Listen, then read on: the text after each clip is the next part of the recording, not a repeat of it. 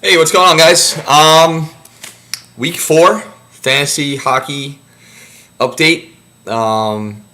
Interesting things. First off, just want to apologize about overblowing the whole Rini trade. We'll have to see how it plays out. It's very frustrating when you see Carl rocket to the top because of a trade like that. Hopefully, it balances out. Maybe it will. Probably. You never know. Injuries happen. I was just frustrated. The whole thing. On top of goalie problems. I can't trade a goalie when people need a goalie. Just very frustrating.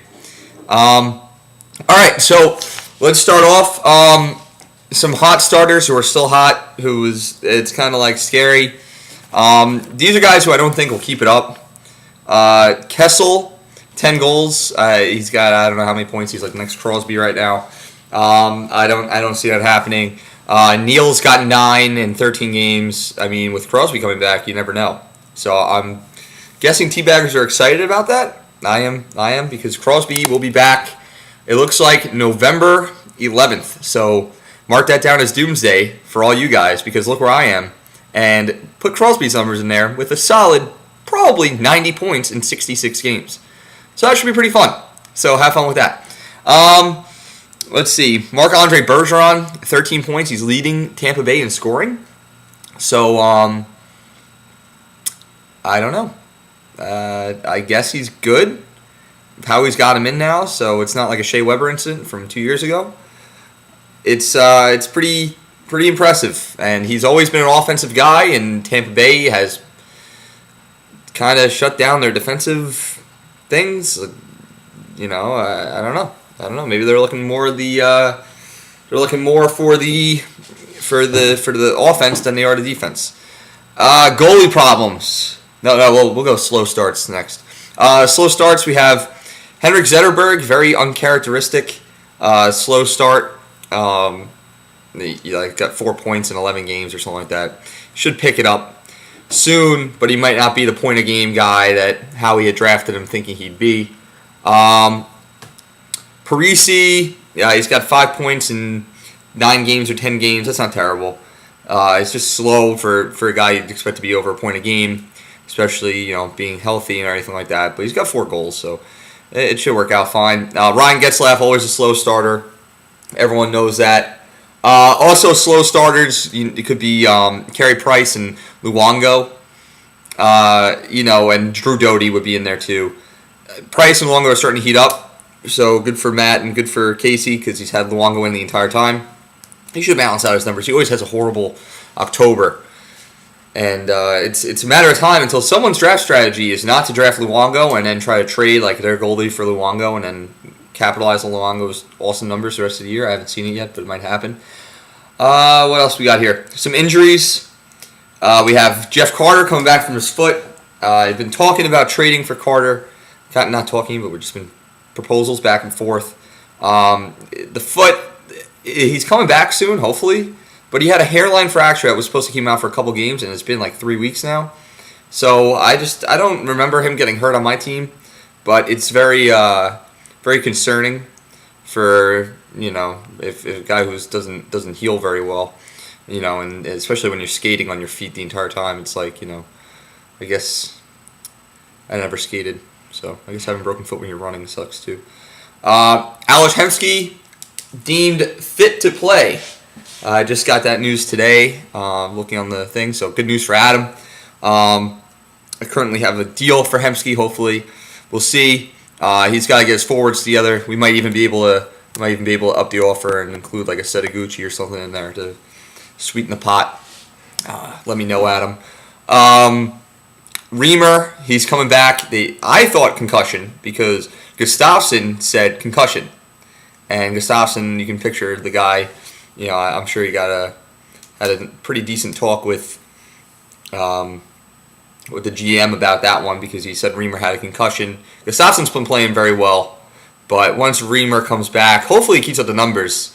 I was trying to look up Reamer's projections, and they weren't that high, but he's been playing well. But the last 3 games he played before he got hurt were kind of poor. But you never know. He's a young guy. They bounce back and forth. So we'll see. Hopefully not another Steve Mason repeat there. That would suck for Ina. That would completely eliminate Lundqvist's advantage. Chris Pronger got hit in the eye. He's still experiencing blurred vision. So him coming back pretty much depends on when his vision comes back, because he seems like he's skating. He's perfectly fine, other than his vision. So he's probably going to have to wear a shield or a cage for a while, which is good for him because he should have been wearing one to begin with, and the whole injury would never have happened. Just like when my guy broke his cheek because he decided not to wear a freaking visor. I remember that. I don't remember who that was. I think it was Solani. I'm not positive. But that sucked. Goalie problems. I listed 5 guys with concerns with goaltending. Some more desperate than others, or more severe, major. Number one, I think on this list, and it's a toss up. It's either Adam or Teabaggers. Adam, he's got. See, the thing that I made a big deal about this because he's got 2 goalies and they're very good. They're talented, but the problem is they're on the same team. So he's not really getting the wins he needs, and Thomas isn't playing as well as he needs him to play to dominate the other categories. So what would have worked out well was if he had traded Rini, gotten Rosk and Thomas, and had Rosk and Thomas get like 6 shutouts or whatever, 8 shutouts, and he'd be like mid-pack shutouts. And then Thomas has like a high save percentage, like a 930 or whatever the freaking hell he had last year, something ridiculous. And had low goals against. And then Adam would win save percentage and goals against. He'd be mid-pack shutouts, maybe even higher than mid-pack because Thomas and Ross were good. But he'd be down in wins. But right now it's not happening because Thomas isn't playing fantastic. Thomas is playing great, but he's not playing fantastic or elite, top like he was last year. Not yet. But the Boston themselves are slowing down. You don't have to worry about the win. Adam doesn't have to worry about the wins. So it doesn't matter if Boston's struggling in the wins department. He's just worrying about right now anyway. Unless he trades for another starter, then he's worrying about right now Thomas' save percentage, his goals against, and his shutouts. Teabaggers. They got 2 goalies. Brizgalov, I think, turns it around, but you never know. The goalies are nutcases. Look at me. You never know with Brizgalov, but he's put up over 9, 10, or whatever the hell it was. You don't have to worry about Briz. He's on a great team. They just need to figure out their defensive issues. Not having Pronger is going to hurt you for a while. And if they try to screw around with putting Bobrovsky in, that might screw up Briz's flow as well. So just watch out there. The big problem they have is they don't have another starter. I've been trying to trade him a starter.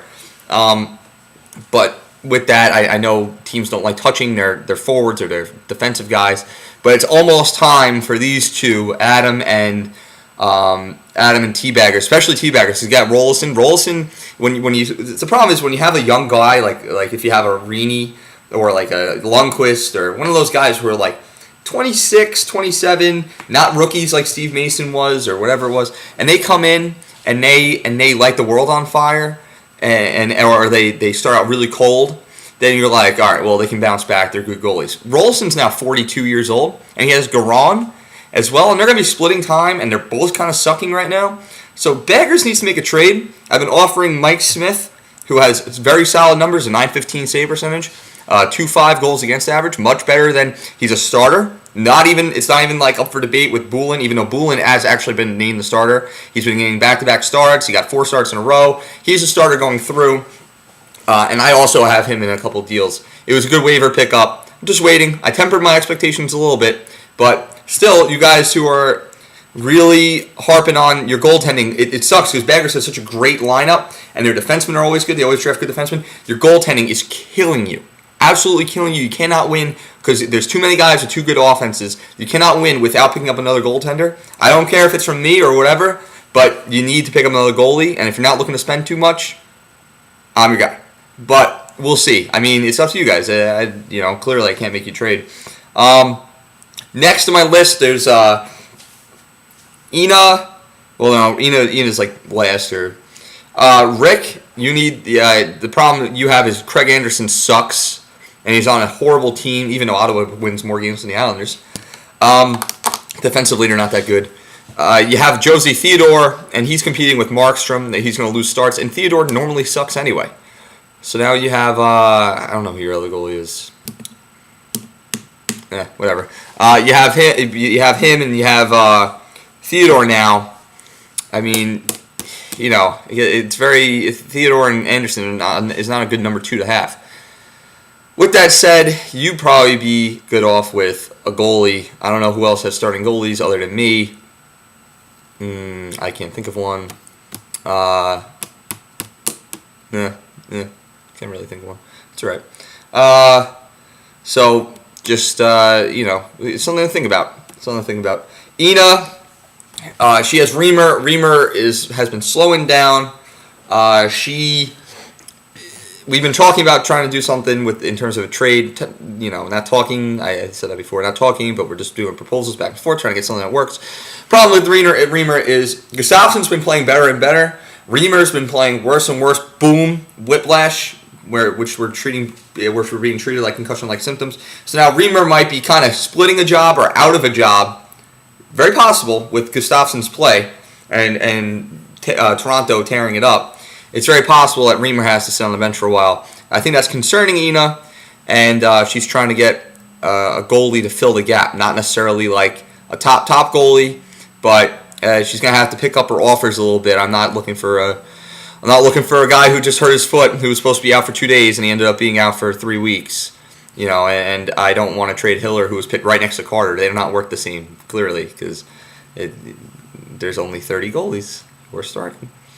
Not even, like 28. And then Fuzi, the last one, he's been going on with he's had Hedberg, which was a great trade. He traded Campbell. I thought it was very even, very fair deal. It was a good trade. But now the problem is, guess who's back? Brodeur. And Brodeur has the pedigree, and he has his elite, is old. He's with the Devils. They're not going to bench him. They're not going to have him sit there. But he's going to be splitting time with Hedberg. And Brodeur is not doing too well. And Hedberg's been playing fine.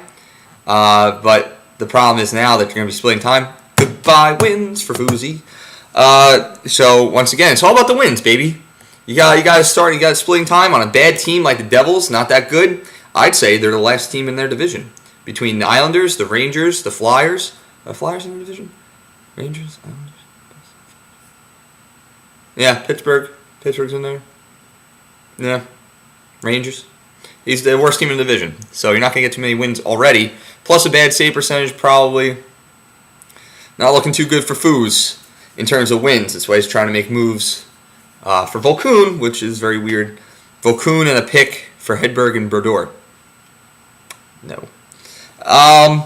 Just one more thing. I traded with Kurt. If anyone had saw that, I posted on the board. I think that should be a new rule. Just post your trade on the instant message thing or make a forum for it. It's not a big deal. I'm sure. It's nice knowing who goes. I don't want to be away from the computer for a couple days and then find out there's like 2 trades and then not find out until I'm looking at people's lineups. It's kind of like weird and kind of frustrating.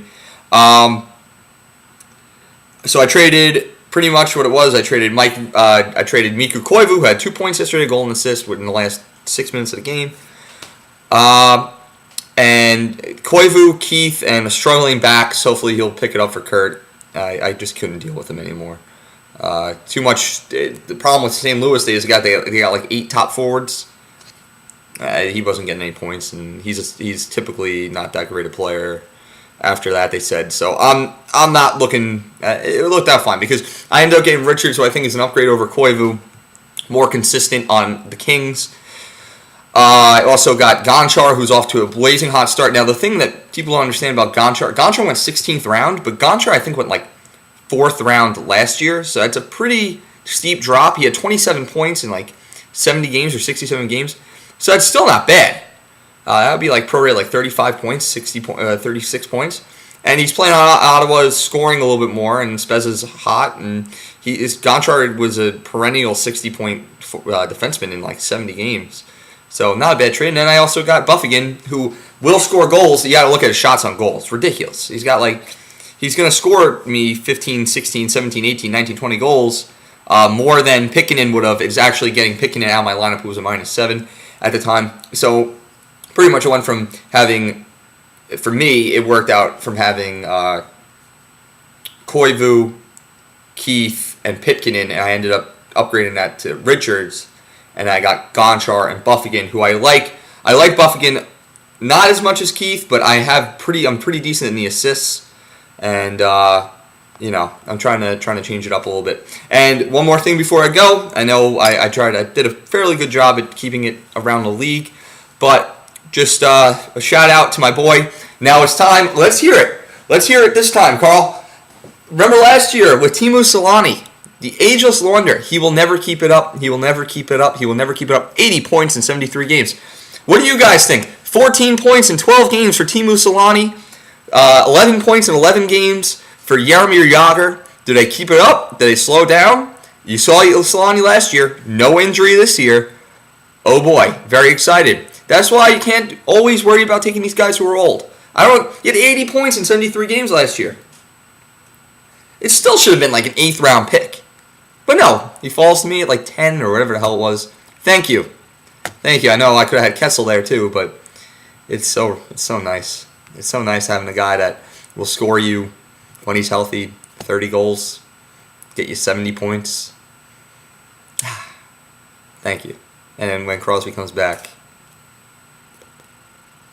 All right. Talk to you guys soon. Let me know about any trades. Baggers. Adam. I've been talking to Adam, not to Baggers. Baggers won't answer me. Rick, look at your goalie situation. It's time to start thinking about making a move. I know. Rolson is 42 years old. All right? Adam only has one starting goalie. He knows the deal. He's waiting for his forwards to pick up. All right? But it's time to start thinking about making that move. All right? All right, guys. Have a great week. I'm always in touch. I got my iPhone now. Freaking awesome. It keeps me up to date. I get an email saying I have a trade proposal. And most of the time I have emails saying I got my trade rejected. But that's okay. That's the fun of it. And I'll talk to you guys soon. Have a great week. All right? And Crosby, circle the calendars, November 11th.